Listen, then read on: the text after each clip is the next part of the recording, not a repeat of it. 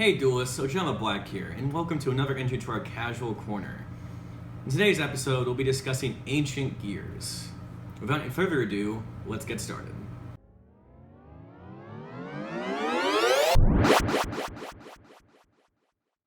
Welcome back everyone to Casual Corner. To refresh your memory, Casual Corner is comprised of creating decks for Yu-Gi-Oh! For those that have a little money on them. And realistically, any archetype can be considered for Casual Corner, however, it must follow under two specific rules. The main and extra deck must be under $120, and no card can be over $15. In today's episode, like I said before, we'll be discussing Ancient Gears, a GX archetype that got recent support in the new Structure Deck that was just released. With that Structure Deck, the deck gets a major boost with consistency, as well as swarming the field and OTKing your opponent. Without further ado, let's get into deck profile. To start off, I will start with the main deck. First I play 3 Ancient Gear Wyvern. Ancient Gear Wyvern was one of the new cards that just came out in the Structure Deck that was just released, and this really helps with deck's consistency problems. When this is normal or special summoned, you can add a Ancient Gear card from your deck to your hand, so it can be a spell, trap, or a monster. And on top of that, it has a basic Ancient Gear effect of when you attack, your opponent cannot activate a trap or spell card until the end of a damage step. But the only downside of this card I have issues with, personally, is that if you activate the search effect, you cannot set cards that turn. That's the only downside of this card, but besides that, if you have OTK, if you get the search, then it would be good to go. So that's Wyvern. Next, I play 3 Ancient Gear Hunting Hound. He was actually released in Raging Tempest, and he's one of the newer monsters that was just released. When he is normal summoned, you burn your opponent for 600 damage, but his effect is very similar to other ones where you attack and you can activate anything till the end of a damage step that was a spell or trap. But the main effect actually really interesting is that you can activate his effect to fusion summon an Ancient Gear monster using cards on the field in your hand. So it's basically a polymerization, which also really helps the deck, because you don't have to really run poly as much as you used to. Next, I play 2 Ancient Gear Box. Ancient Gear Box, I mostly run just for the search effect, because when you search and it adds a hand, you get to search for a 500 attack or defense Ancient Gear from your deck to your hand. So you can add an Ancient Gear gadget from your deck to your hand, so it helps thin out your deck a little bit better. It's the main reason I play it, so I can search him with Wyvern, I can use Gear X to search him as well. Then I play Ancient Gear Gadget. Ancient Gear Gadget, again, was just released with the new Structure Deck, and his main effect is when he is normal summoned, he can declare a monster, spell, or trap.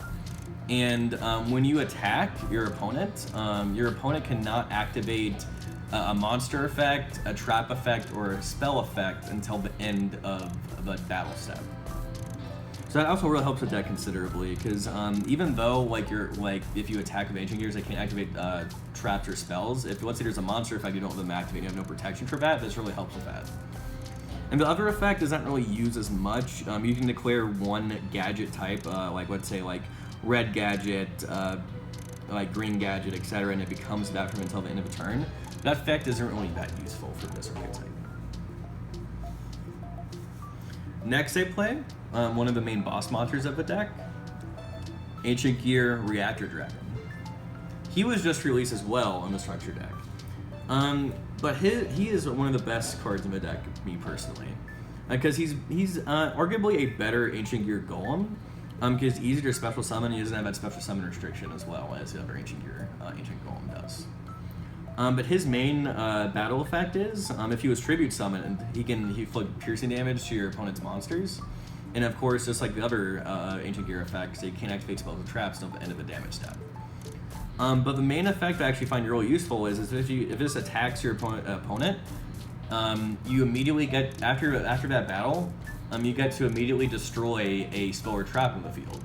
So you can destroy some back row that you want to get rid of for your opponent, or a spell they have, or even one of your own spells or traps, like your own Gear Town, so you can actually attack your opponent for more damage. So overall, just a very useful card. Next, I play some cards that really help the Ancient Gear engine as a whole.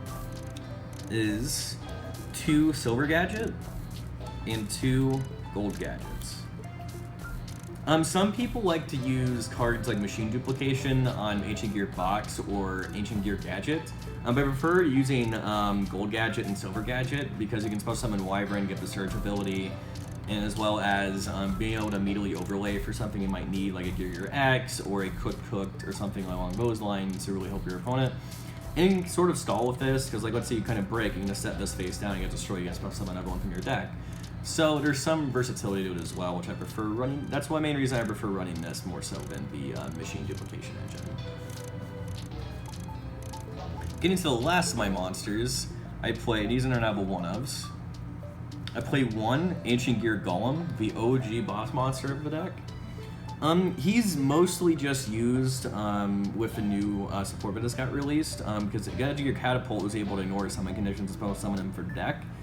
Besides that, he's mostly just used for fusion summoning, but he's still really good. He still does a basic piercing damage when he attacks, and as well as his typical Ancient Gear effects of when he attacks, your opponent can activate traps or spells until the end of the damage done. And the last monster I play is the one of Maxi that was also just reprinted in this structure deck. Great reprint, and now it's actually able to be used in Casual Corner. Now, let's move on to the spells.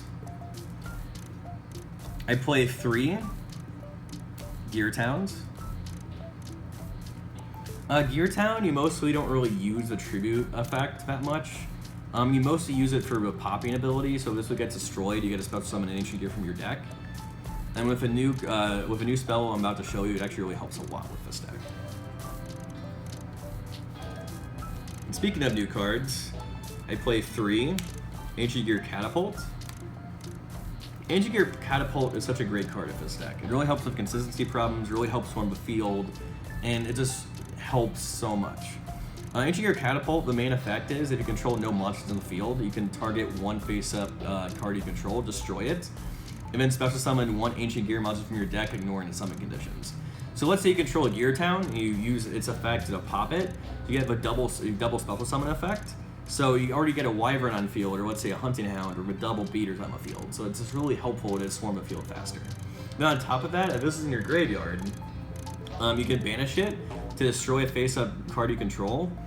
And then you summon a Ancient Gear token, so it can be used for fusion material. Next I play Ancient Gear Fortress. Again, this is a new card that just came out of a new structure deck. This card really helps again from disruption.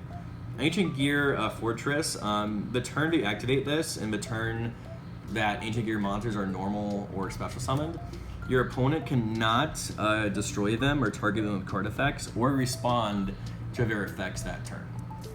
So it really prevents cards like Solemn Strike or, let's say, Solemn Warning from being activated, because let's say you activate Hunting Hound's effect, Fusion Summon, they can't respond to it. Even though it is attempting a Fusion Summon, they can't respond because it is an Ancient Gear effect.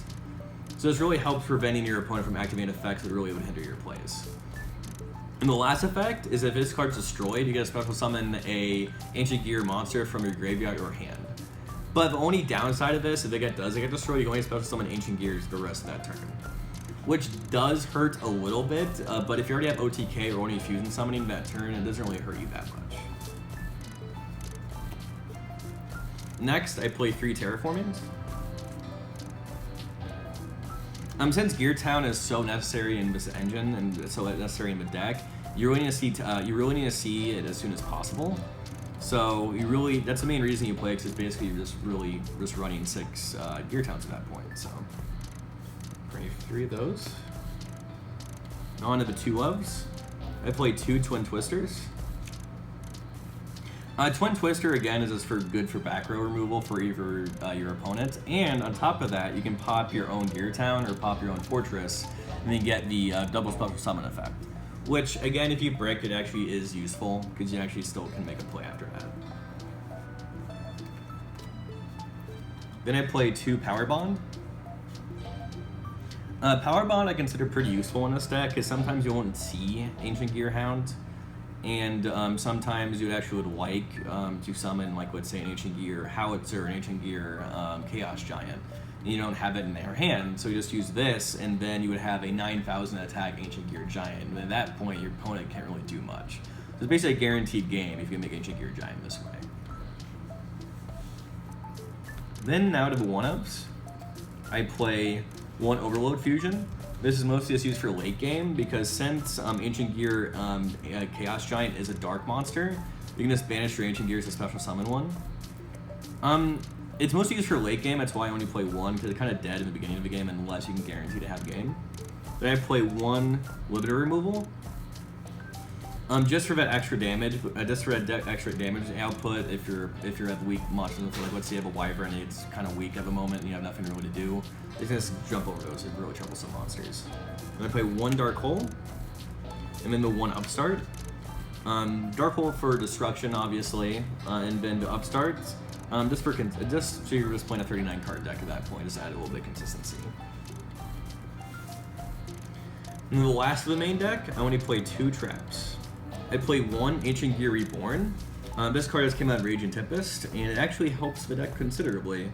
It is actually searchable with Wyvern, but unfortunately you can't set it at the same time you search it. But let's say you hard draw this, you can set it. It doesn't tether, which is really nice. It special summons a Ancient Gear monster from your graveyard if you control no monsters on the field. So let's say they destroyed like everything you have in the field, and you have a Reactor Dragon in your graveyard. You can just activate this, summon a Reactor Dragon. And even if you destroy a Reactor Dragon, this doesn't go away. You just keep on using it because the effect is once per turn, but it isn't tethered to the monster. So even if a monster does get destroyed, you can just bring it back. And then the one of Solemn Warning, because you do have some times where you don't want your opponent to summon that own troublesome monster, so it is good just to have it as a one of. That is it for the main deck. Now let's go for the extra deck. In the extra deck, I'm going to start off with fusions. So I play 3 Ancient Gear Howitzer. This monster just came out of Rage and Tempest as well. This only requires 2 Ancient Gear monsters, which is pretty beneficial. And this card's unaffected by your opponent's card effects, which is really useful. Because now the only way to get rid of it is by battle, and its other effect actually helps that considerably. The first effect is like once per turn, you can activate effect to burn your opponent for 1,000 life points, which doesn't seem that much. But since this deck does want to kill your opponent as fast as possible, and mostly a OTK deck, that extra 1,000 damage really might come in handy. And then the other effect, if this is destroyed and sent to the graveyard, which would be by battle of course, you get a special summon a Ancient Gear monster from your deck.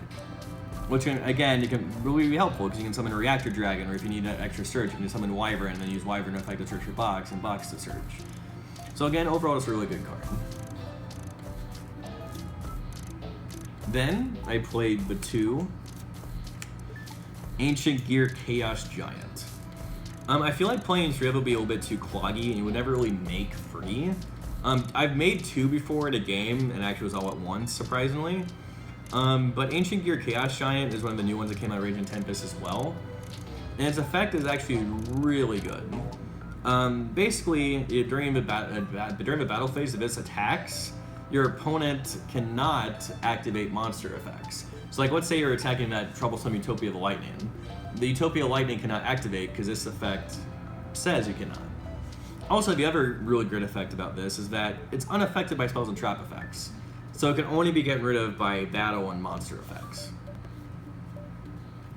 And that 4,500 damage is nothing to laugh at because it can attack all your opponent's monsters once and it does piercing damage. So if you get this out and your opponent has a full field, there's a good chance you have game.